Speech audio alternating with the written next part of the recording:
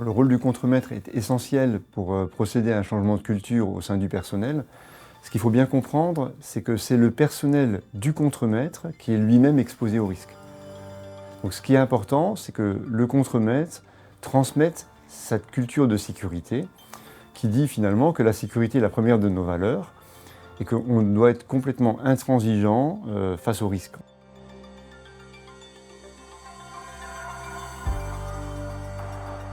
En mai 2022, j'ai décidé de voir tous les contremaîtres, avant ou après leur poste, pendant 12 sessions, parce que nous avons en totalité presque 100 contremaîtres dans LPL, et pendant laquelle, cet échange d'1 heure, on a fait un échange sur la sécurité.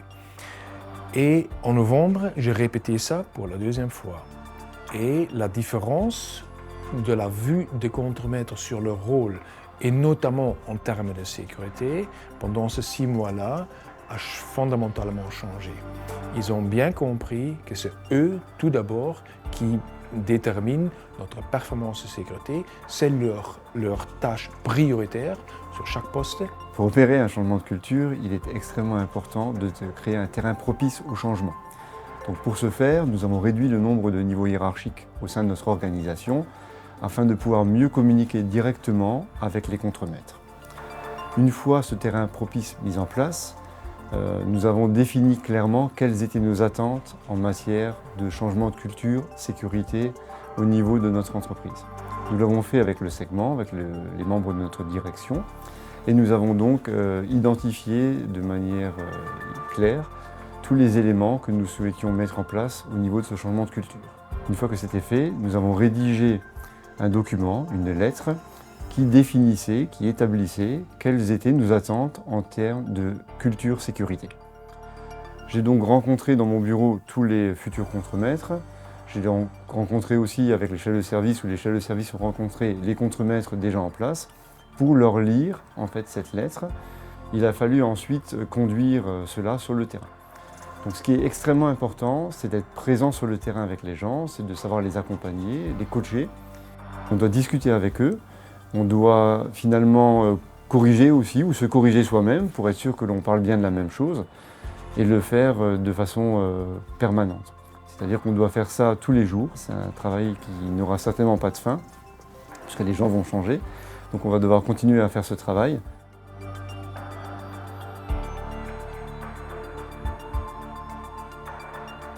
Concernant la sélection des futurs contremaîtres, nous avons aussi changé la façon que nous avions de les sélectionner et nous avons finalement opté pour choisir des personnes qui partagent déjà une culture sécurité qui est en adéquation avec la culture de l'entreprise. C'est quelque chose de nouveau. Avant, c'est vrai que nous étions plus tournés vers un choix au niveau de la compétence technique des gens.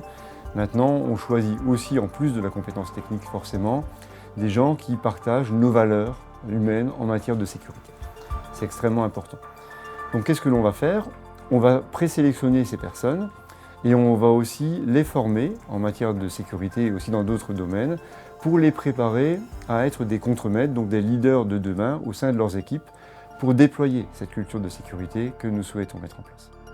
Dans le cadre de ce projet, il y a aussi une volonté de pouvoir proposer à nos contremaîtres de découvrir d'autres installations et de se développer sur d'autres installations.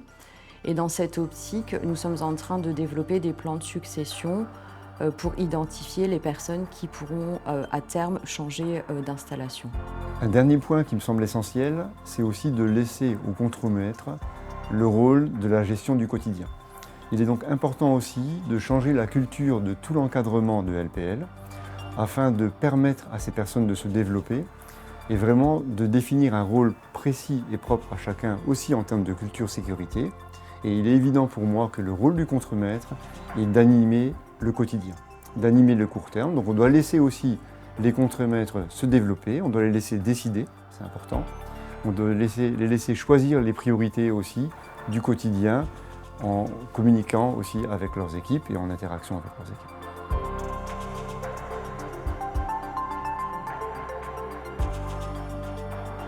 L'objectif de la journée était de créer une communauté des contremaîtres au sein d'LPL et de créer une cohésion au sein de l'équipe, de leur permettre en fait d'échanger et de partager ensemble des bonnes pratiques et leur expérience au quotidien. Et un autre point qui était important pour nous, c'était de leur offrir un moment aussi privilégié avec la hiérarchie, donc qui est présente aujourd'hui et qui est bien évidemment à leur écoute et qui est aussi dans le partage avec eux.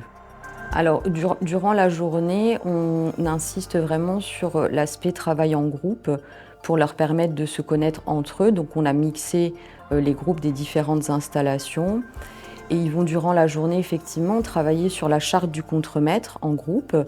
Et l'objectif, au terme des 3 événements, c'est d'avoir une charte commune qu'on diffusera donc à l'ensemble de nos contremaîtres.